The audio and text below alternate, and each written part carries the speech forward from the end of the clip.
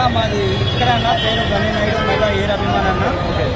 ముందుగా వీడియో మిత్రులకి నమస్కారం అన్న.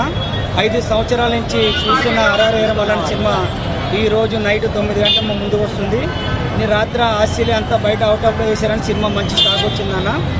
అలాగే ఈ సినిమా సూపర్ హిట్ అవ్వాలని చెప్పి కోరుకున్నామన్న. నిన్నటి వరకు తెలంగాణలో బోనాల పండుగ అన్న.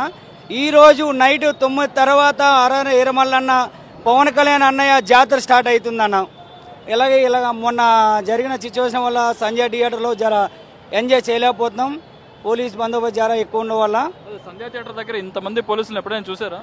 నేను వచ్చి 25 ఏళ్ళు అవుతుందన్న. ఫస్ట్ టైం అన్న సంజయ్ థియేటర్ దగ్గర ఇంత బందోబస్తు చూడడం అన్న. ఏదైనా టైగర్ వస్తే మజానే వేరే ఉంటుందన్న. ఆ పవన్ అన్న పేరు చెప్తేనే వేరే ఉంటుందన్న.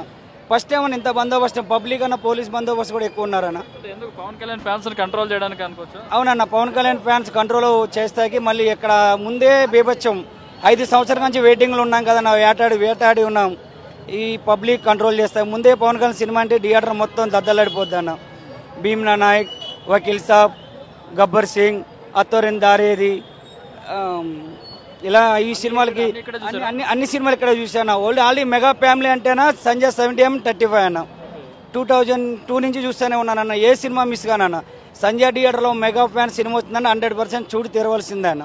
అప్పుడంతా బాగా హడావుడి హంగామా చేస్తుంటారు, బ్యానర్లు బాగా కట్టుంటారు. ఇప్పుడు ఏమీ లేకుండా అసలు ఎలా అనిపిస్తుంది మీకు?